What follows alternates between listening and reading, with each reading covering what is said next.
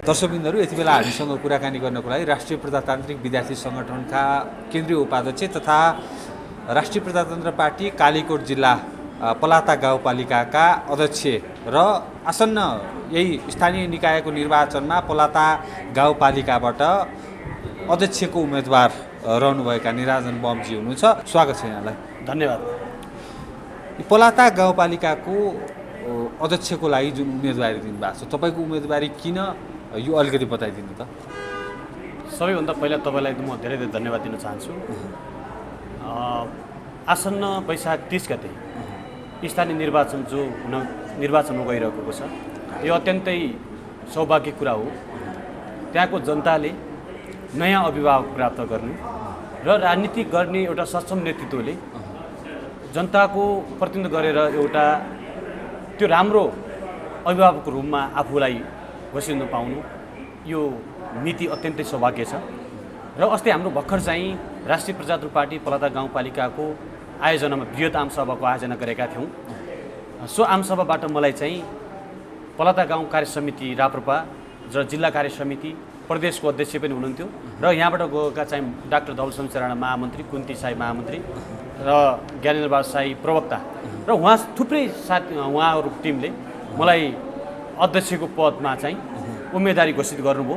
र मेरो उम्मेदवार यसका लागि हो कि त्यहाँको भौगोलिक दृष्टिकोणलाई मध्यनजर गरेर त्यहाँको न्यून आय स्रोत भएका गरिब जनतालाई माथि उकास्न र एउटा सबै वर्गका हितमा बृहत्तर रूपमा काम गर्न र विगतमा भएको त्रुटिलाई, विगतको सरकारबाट भएका त्रुटिलाई, जस्तै जुन त्रुटि छन् त्यसलाई राजनीतिक रूपमा सच्याएर अगाडि बढ्नका निमित्त र सबल र सक्षम खालको नेतृत्व जनतालाई उपलब्ध गराएर एउटा सुखी जनता, खुसी जनता र समृद्ध पलाता निर्माणका लागि र भ्रष्टाचार मुक्त गाउँपालिका निर्माण गर्नका निमित्त मेरो उम्मेदवारी भएको कुरा म सहज रूपमा जानकारी गराउँदछु।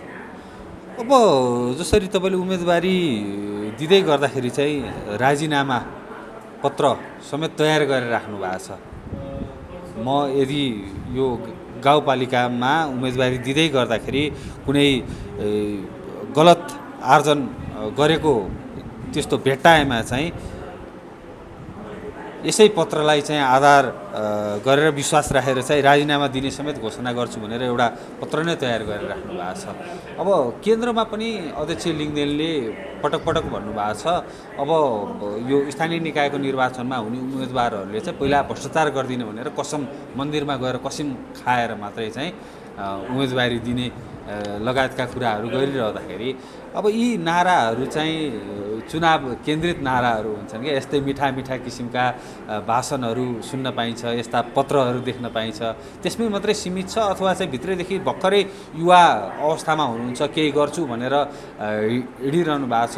यो देशको लागि र विशेष गरी यही पलाता गाउँपालिकाकै कुराकानी गर्नुहुन्छ। पलाता गाउँपालिकालाई चाहिँ म तपाईँले अहिले भर्खरै भन्नुभयो सुखी र समृद्ध बनाएरै छाड्छु भनेर, त्यो दृढ विश्वासको साथ लाग्नु भएको छ। यो स्थानीय निर्वाचन अत्यन्तै महत्त्वपूर्ण निर्वाचन हो। हामीले जो अहिले तपाईँले जो भर्खरै मलाई प्रश्न गरिराख्नु भएको छ, वैशाख 11 र 12 गते दरखास्त हाल्ने दिन, मनोनयन पत्र दर्ता गर्ने दिन रहेको छ। त्यो दिनमा मैले पार्टीको लेटर प्याडमा राजीनामा पत्र पनि सँगै दिने सङ्कल्प राखेको छु कि यो देशभरि एक अध्यक्षको मात्र उदाहरण दिन खोजेर आफूले उदारित हुन चाहन्छु। यो राष्ट्रिय प्रजातन्त्र पार्टीको केन्द्रीय अध्यक्षज्यूले पनि भ्रष्टाचार गरेर खानु, आमाको रगत पिउनु उहाँले भनिराख्नु भएको छ। उहाँ एउटा नयाँ मान्छे पनि हो। देशको राज्य सत्तामा अहिलेसम्म उहाँले त्यो अवसर प्रदान गर्नुभएको छैन, प्राप्त गर्नुभएको छैन। म पनि गाउँपालिकाको यो पहिलो पटक अध्यक्षको रूपमा लड्न खोजिराखेको छु।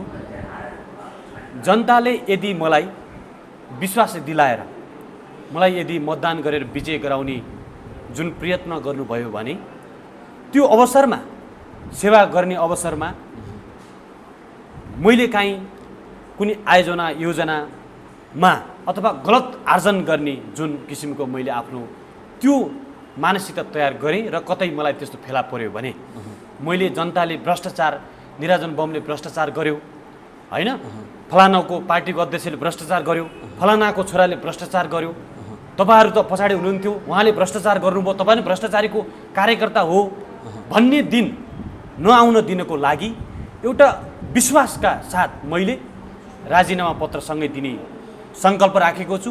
यो खालि यो पेपरमा मात्र सीमित होइन, यो व्यवहारमा उतार्नको लागि पनि मैले यो प्रमाणसहित लिखित राजीनामा दिन प्रयत्न गरेको हुँ। विगतमा पनि मैले राष्ट्रिय प्रजातन्त्र पार्टीको एउटा जिम्मेवारी कार्यकर्ता भएको हैसियतले, त्यो गाउँपालिकाको नागरिक भएको हैसियतले चाहिँ सरकारका हरेक त्रुटिहरूमा पनि एउटा बलियो प्रतिपक्षको दलको हिसाबमा, बलियो प्रतिपक्षको व्यक्तिको हिसाबमा कतै लोभ प्रलोभन नपरी आफ्नो राजनीतिक निष्ठा र विचार र प्रतिबद्धताको राजनीति गर्नुपर्छ भन्ने हिसाबले जनताको आधारभूत आवश्यकतामाथि र जनतालाई गरिबबाट धनी बनाउनुपर्छ भनेर भ्रष्टाचारलाई कारबाही गर्नुपर्छ, भ्रष्टाचार मुक्त गाउँपालिका निर्माण गर्नुपर्छ भन्ने जस्ता यावत खालका चाहिँ महत्त्वपूर्ण चाहिँ एजेन्डा पार्टीका मुद्दाभन्दा पनि माथि रहेर मैले जनताको मुद्दामा राजनीति गरेको सबैलाई अवगत छ र त्यसलाई टेकेर पनि मैले आफ्नो जीवनको राजनीतिक रूपमा अनुशासन ढङ्गबाट आफ्नो सेवा प्रवाह गर्ने रूपमा म लागिराख्ने र त्यो सङ्कल्प गरेको छु। यसभन्दा अगाडि नजितेको यो पलाता गाउँपालिकामा चाहिँ यसपटक तपाईँले जित्ने आधार चाहिँ के छ? कस्तो जित्ने आधार चाहिँ के छ? जस्तो पछिल्लो समय देशव्यापी रूपमा देखिएको एक किसिमको लहर देखिएको छ राष्ट्रिय प्रजातन्त्र पार्टी र अध्यक्ष लिङ्गदेनको नेतृत्व आयोसँगै चाहिँ देखिएको त्यो लहर चाहिँ गाउँसम्म पुगेको छ। पलाता गाउँपालिकाको अवस्था के छ ठ्याक्कै बताइए। यो राष्ट्रिय प्रजातन्त्र पार्टीको महाधिवेशनपछि जो नयाँ नेतृत्व स्थापित हुनुभएको छ, त्यो नेतृत्वबाट देशभरबाट एउटा राष्ट्रिय प्रजातन्त्र पार्टीको आकर्षण र राष्ट्रिय प्रजातन्त्र पार्टीको नेतृत्व र मुद्दामा अत्यन्तै लोकप्रिय भएर जनमास राष्ट्रिय प्रजातन्त्र पार्टीमा समावेश हुने कुरा प्रत्येक दिन बढेको छ। यो नितान्त राष्ट्रिय प्रजातन्त्र पार्टीलाई देशको एउटा राष्ट्रवादी वैकल्पिक शक्ति निर्माणका लागि ढोका खुल्ला भएको जस्तो मलाई लाग्छ र जो राष्ट्रिय प्रजातन्त्र पार्टीको अध्यक्ष राजेन्द्र प्रसाद लिङ्गदेनजी हुनुहुन्छ, उहाँको यहाँको म्यासेज त त्यहाँ पनि पुग्छ, नपुग्ने होइन, तर केन्द्रमा एउटा राजेन्द्र लिङ्गदेन त जन्मिनु भयो, तर पलातामा पनि एउटा राजेन्द्र लिङ्गदेन जन्मिनुपर्छ भन्ने मानसिकताले म पनि राजेन्द्र लिङ्गदेन जस्तै हुनुपर्छ भन्ने हिसाबले पनि त्यो ठाउँका लागि आफूलाई त्यो सङ्कल्प राखेको छु। किनकि म आफ्नो अध्यक्षको लागि तपाईँ आफैमा राजेन्द्र लिङ्गदेन जन्मिन चाहन्छु। म आफ्नो ठाउँको लागि आफ्नै राजेन्द्र लिङ्गदेन जन्मिन चाहन्छु। र तपाईँको अर्को प्रश्न थियो कसरी चुनाव जित्नुहुन्छ भन्नुभएको थियो। जनताले नेतृत्वको मूल्याङ्कन गरिराखेका हुन्छन्, पार्टीसँग तुलना होइन, त्यो नेतृत्वसँग तुलना गरिराखेका हुन्छन्। हामी सानै उमेरदेखि राजनीतिक रूपमा सक्रिय भयौँ कि पार्टीको झन्डा समातेर नेतृत्व गरेर मुद्दा बोकेर मात्र होइन, जनताका आधारभूत आवश्यकतामाथि आफूले चाहिँ काम गर्न सक्नुपर्छ भन्ने सङ्कल्प राखेर मैले धेरैका युवाहरूका, धेरै चाहिँ वृद्ध आमा बुबाहरूका र त्यो ठाउँको लागि धेरै ठुलो सङ्घर्ष गरिराखेको छु। र अझ मेरो क्षमता त विचारमा धेरै थियो, राज्य सत्ता चलाउने रूपमा पार्टीलाई सानो भन्ने राप्रपालाई त्यतिखेर सरकारमा कम नेतृत्व, कम उपस्थित हुने, जनताका थुप्रै समस्याहरू देखिने, तर ठुला राजनीतिक दलका साथीहरू सरकारका प्रधानमन्त्री उनकै हुने, दुनियाँदार सबै उठ्ने हुने, तर तिनले त्यो ठाउँका लागि कुनै एउटा मान्छेको च्यातिएको सुइयो सिलाउने, कपडा सिलाउने सुइयो पनि लिएको रेकर्डहरू मैले देख्दैन।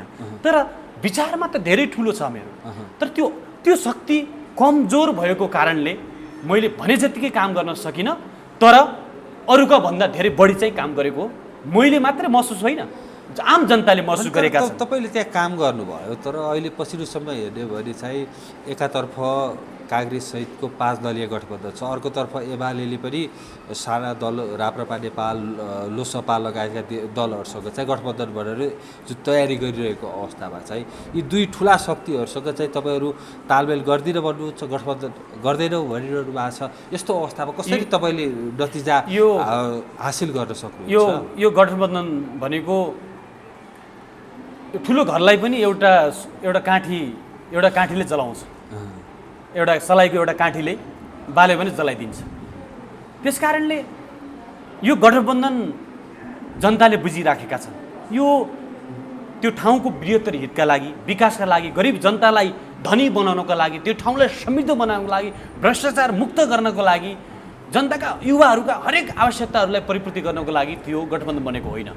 त्यो गठबन्धन विगतमा प्रतिपक्ष दलमा रहेको काङ्ग्रेस र अहिले सरकारमा रहेको तत्कालीन अहिले सरकारमा रहेको माओवादी त्यो ठाउँमा र सबैभन्दा बढी ठुलो दल काङ्ग्रेस प्रतिपक्ष दल। र विगतमा हामीले के तुलना गरेका थियौँ भने सरकारले कमी कमजोरी गर्यो भने त्यसको प्रतिपक्षको भूमिका काङ्ग्रेस पार्टीले खेल्नुपर्छ भन्ने हाम्रो भूमिका थियो। हामी त अझ तलको प्रतिपक्ष दल हो राप्रपा त भने काङ्ग्रेस किन चुप्प लागिराखेको रहेछ भन्ने कुरा त अहिलेको गठबन्धनले बुझिन्छ। किनभने हिजो मिलेर खाइराखेको अवस्थामा अहिले सँगै नगइयो भने त भोलि त्यो कुरालाई लुकाएर लगाउन सकिन्न। किनभने भोलि फेरि यो भ्रष्टाचार बढाउने अझ मिलेर खानको लागि बनेको यो गठबन्धन हो। यो गठबन्धनले राष्ट्रिय प्रजातन्त्र पार्टीको उम्मेदवार निराजन बम, म पार्टीको उम्मेदवार मात्रै होइन सबैको साझा उम्मेदवार हो।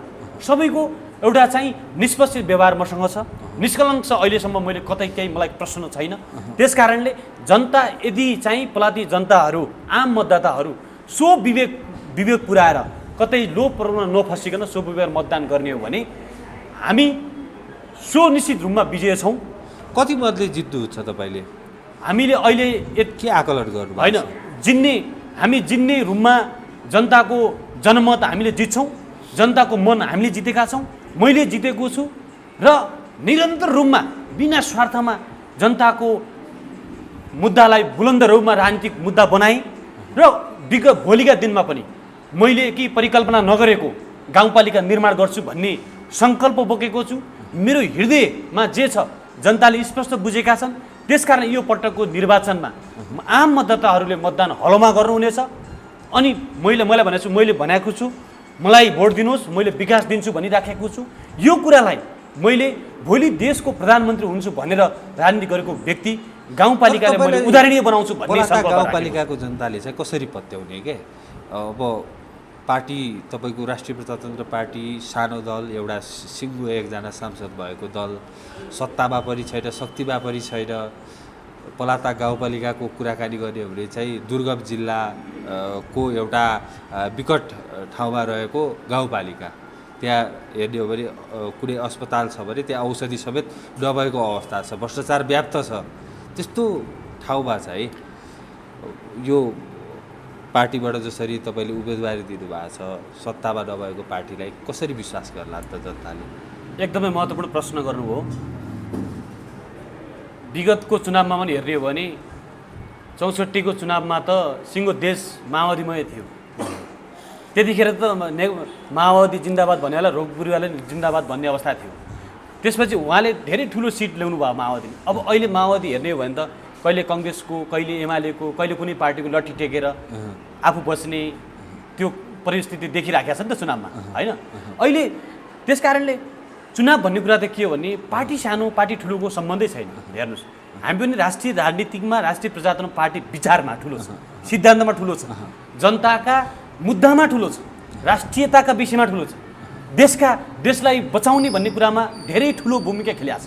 त्यस कारणले हामी विचारमा धनी भएकोले, हामी जनताको सिद्धान्तमा धनी भएकोले र जनताका हरेक समस्यामा आफ्नो राजनीतिक मुद्दा बनाएको हिसाबले जनताले खोजेको, जनताले चाहेको, युवाले खोजेको, त्यो ठाउँले खोजेको नेतृत्व हामी जस्तै हो।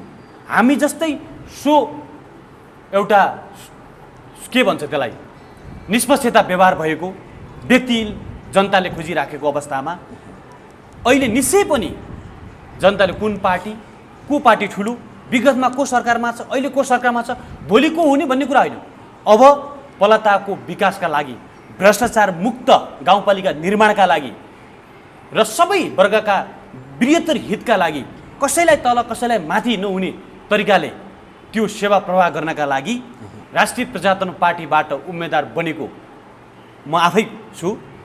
कि मैले अहिले पनि तपाईँको मिडिया मार्फत, तपाईँको लोकप्रिय मिडिया मार्फत म घोषित गर्न चाहन्छु कि एक रुपियाँ मैले अहिलेसम्म यत्रो विकासको कुरामा मैले थुप्रै गरेँ, तर एक रुपियाँ भ्रष्टाचार पनि गरेको छैन। इभन हामीले हामीले म स्वास्थ्य मन्त्रीको स्वकीय सचिव हुँदाखेरि स्थापना गरेको अस्पताल 15 बेडको अस्पतालमा अहिले जनताले सेवा प्राप्त गरिराखेका छन्। मान्छे सिटामेल प्राप्त नगर्ने ठाउँमा अस्पताल 15 बेडको अस्पताल बनिरहँदाखेरि सिङ्गो जनता हर्षित छन् होइन। त्यसकारणले म जनताका समस्याप्रति केन्द्रित गर्ने नेताको संस्कार भएको हिसाबले आम जनताबाट म सबैको वर्गबाट म सबैका लागि साझा उम्मेदवारको रूपमा रहेको घोषित गर्छु र मलाई सबैलाई आग्रह पनि गर्छु यो पटकको निर्वाचनमा कुनै लोभ र एक प्याकेट तेल र नुनमा कसैले आफ्नो त्यो अधिकारलाई दुरुपयोग नगरी चुनाव कहिले हारिहाल्छ कि भनेर भोट जित्छ भनेर भोट हाल्ने तरिकाले सोचेर भोट हाल्दिन म आग्रह गर्छु। निराजनजी तपाईँले भन्नुभयो गाउँपालिकामा त्यो किसिमको चाहिँ चुनावमा त्यो चलखेल हुन्छ, तेल र नुनको प्याकेटहरू बाँडिन्छ त्यहाँ। जस्तो कालीकोट जिल्ला पलाता गाउँपालिका भनेको धेरै दुर्गम ठाउँ हो। त्यो तेल र नुनमा बिग्नुको कारण के हो भने त्यहाँको जनताहरू अहिलेका ठुला राजनीतिक दलहरूले जसले चुनाव जितिराखेका छन्, जसले नेतृत्व गरिराखेका छन्, तिनीहरूले गरिब बनाए नि। मानौ न विदेशी सहायता लिनुको लागि नेपाल कति छिटो अगाडि जान्छ तपाईँले देखिरहनु भएको छ नि होइन। भने तपाईँले सोधे जस्तै प्रश्न हो नि त, तेल र नुनमा बिग्ने अवस्था छ। नेपालमा पनि सामान्य सहायतामा आफ्नो देशको राष्ट्रियतामाथि प्रश्न चिन्ह उठ्ने तरिकाको त्यो बिगिराखेको अवस्था छैन भने त्यो दुर्गम जस्तो ठाउँमा एउटा नुन र तेल अहिले पनि मान्छेले बेलुका खाए भोलि के खाउँ भन्ने परिस्थिति त्यो सरकारले सिर्जना गरेको छ। आफू चाहिँ करोडको मलमा बस्ने, आफ्ना वरिपरिलाई चाहिँ धेरै ठुला धनी बनाउने, तर जसले जनताले मतदान गरेर करोडको मालिक बन्ने जुन सङ्कल्प राखे ती जनताको ढाडमा टेकेर गरिब बनाएर रोडपति बनाउने सङ्कल्प जुन बनाए त्यो जुन राजनीतिक रूपमा विकासमा रोजगारमा जनताको समृद्धिमा जुन किसिमको अस्तित्वले र यसलाई अध्ययन गरेर गहिरो अध्ययन गरेर एउटा अकल्पनीय चाहिँ गाउँपालिकाको रूपमा निर्माण गर्ने मेरो विचार छ, मेरो सोच छ। त्यसकारणले मेरो उम्मेदवार पनि अहिलेको उम्मेदवार विगतको गाउँपालिका उपाध्यक्ष लडे जस्तो उम्मेदवार पनि म होइन। विगतमा मेरो राजनीतिक सङ्गठनिक मेरो चुनावी रणनीतिक आर्थिक भौतिक नैतिक भनौँ न यावत कुराहरूमा कमजोर थियो र निराजन उपाध्यक्ष लड्दा बित्तिकै भोट दिइहाल्नु पर्ने भन्ने त्यस्तो कुनै काम पनि मैले गरेको थिएन। र त्यसकारणले माओवादीको पकड क्षेत्रमा तपाईँले लड्न सक्नुहुन्छ? अब माओवादीको पकड एरियामै हामीले माओवादीकैबाट अध्यक्ष बनेको गाउँपालिका अध्यक्ष लगायत सिङ्गो जनप्रतिनिधिहरूले गरेका ठुल्ठुला त्रुटि भ्रष्टाचारहरूलाई जनताको माझमा सडकमा कानुनमा हरेक ढोकामा हामी गयौँ। आखिर कसले के गर्न सक्यो? अब तिनीहरू माओवादीकै कार्यकर्ता, माओवादीसँग लामो समय बसेका कार्यकर्ताहरू जनताहरू एकदम राष्ट्रवादी विचार भएका यो ठाउँ बन्नुपर्छ, यहाँका जनताहरू धनी बन्नुपर्छ भन्ने जनता मानसिकता भएका एउटा सकारात्मक सोचबाट अगाडि बढेका सक्षम कार्यकर्ता जो माओवादीमा छन् ती अहिले राप्रपामा आइराखेका छन्। ती माओवादीका साथीहरू राप्रपामा भोट हाल्ने अवस्था छ। ठिक छ, अहिले उहाँहरू आफ्नो पार्टीमा हुनुहुन्छ, मलाई केही भन्दिनँ, तर काङ्ग्रेस माओवादी एमालेमा अन्य पार्टीमा भएका राम्रा साथीहरू जसले राम्रो चाहन्छन् ती व्यक्तिले यो 5 वर्षको गलत सिस्टम त बिर्सिँदैनन् नि हो। त्यसकारण फेरि गलत ल्याउने कि यो सुधारेर उन्मुख रूपतिर जाने भन्ने कुरा त आम जनतासँग थाहा छ नि। त्यसकारण माओवादी पकेट एरिया मात्रै होइन, हामी माओवादी पकेट एरियालाई हामीले विस्थापित गर्छौँ। त्यो विस्थापित गर्नका लागि नेतृत्व राम्रो जन्मिनुपर्छ। पार्टी मात्रै अहिले त त्यहाँ चाहिँ के छ भने भ्रमित राजनीतिबाट मान्छेलाई चाहिँ प्रयोग राखेको छ। तँलाई यो गरिदिन्छु, त्यो गरिदिन्छु, हलानु गरिदिन्छु, फलानु गरिदिन्छु हो, भ्रम आश्वासनबाट बाँडी। तर हामीले भ्रम आश्वासनबाट कहिले जनतालाई प्रयोग गर्न चाहन्नु, तर जनतालाई अधिकार दिन्छौँ, जनतालाई राजनीतिक अधिकार दिन्छौँ। त्यस कारणले जनतालाई विचार दिन्छौँ, विकास दिन्छौँ, रोजगार दिन्छौँ, सबै कुरामा परिपक्व बनाएर भोलिको दिनमा ठुलो मान्छे बन्ने परिकल्पना राखेर गाउँपालिका अध्यक्ष भनेको त के हो भने त्यो बेस लेभल हो। त्यस कारणले प्रधानमन्त्री बन्ने सङ्कल्प राखेको व्यक्ति गाउँपालिकाको अध्यक्ष बन्दै गर्दा पहिल्यै गाँसमा घाँटी लाग्ने काम त म गर्दैन, किनभने जो अहिले गरिराखेका छन् र त्यसलाई सुधार गर्नका निमित्त यिनीहरूको कमी कमजोर सुधार गर्नका निमित्त मेरो महत्त्वपूर्ण उम्मेदवारको रूपमा म घोषित भएको छु। जस्तो पलाता गाउँपालिकाको कुराकानी गर्नुभयो, केही दिन अगाडि भएको आमसभाको पनि कुराकानी गर्नुभयो, त्यो आमसभामा जम्मा भएको भिडले तपाईँलाई मत दिन्छ? निश्चय पनि यो राष्ट्रिय प्रजातन्त्र पार्टीमा जुनसुकै पार्टीको कार्यक्रम गर्दाखेरि पनि त आखिरी मास त देखिन्छ, नआउने होइन। जस्तो यो आफ्नै मास पार्टीको चाहिँ देखाउने दाँत भयो क्या। आखिर यो तपाईँले भने प्रश्न चपाउने दाँत अर्को भन्छ नि। मैले बुझेँ। जस्तो प्रत्येक पार्टीको चाहिँ यो एउटा फन्डा हुने भयो, चुनाव नजिकै गर्दाखेरि चाहिँ मास देखाइदिने। म बुझेँ।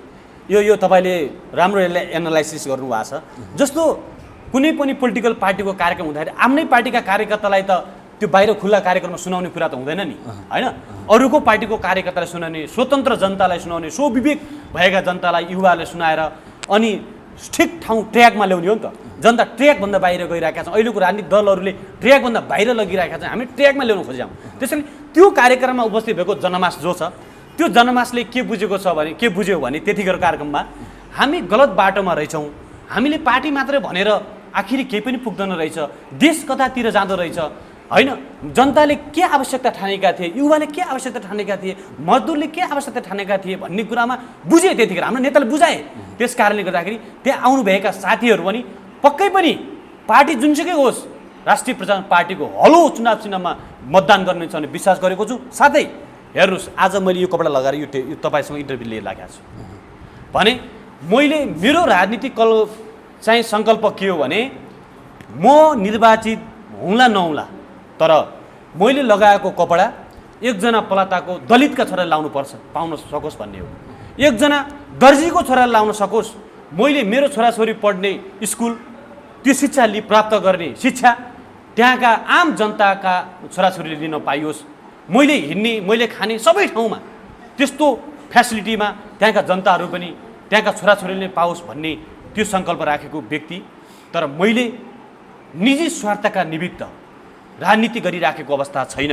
अघि तपाईँले एउटा प्रश्न गर्नुभएको थियो पलातामा भएका केही भ्रष्टाचारका विषयमा। हेर्नुहोस्, मैले भन्दैछु जस्तो पलातामा अहिले तपाईँले भन्नु अस्पताल बनेको छ, डक्टर छ, जनशक्ति छ, बिरामीहरू आइरहेका छन्, तर मेडिसिन छैन। अब बिरामी भएको मान्छे सेतो कोट लगाएको देख्दा बित्तिकैमा त बिरामी उपचार त हुँदैन होला नि, सन्चो हुँदैन होला। त्यस थुप्रै कुराको आवश्यक छ। त्यस कारणले जनशक्ति छ, त्यो पलातामा पनि जनशक्ति छ, तर त्यहाँ आवश्यक पर्ने हरेक कुराहरूलाई हामीले पक्कै पनि राजनीतिक रूपमा जिम्मेवारी प्राप्त भएको खण्डमा परिपूर्ति गरेर एउटा यस्तो गाउँपालिका निर्माण गर्ने कि कसैले गलत गर्यो भने प्रश्न नउठाउन सक्ने गाउँपालिका बनाउने निर्माण गर्ने हाम्रो धोको छ। अब पलाता गाउँपालिकामा चाहिँ पार्टीले बोकेको मूल एजेन्डा हिन्दू राष्ट्र र राष्ट्र संस्थाको विषयमा चाहिँ कस्तो छ माहौल त्यहाँ? राइट प्रश्न गर्नुभयो।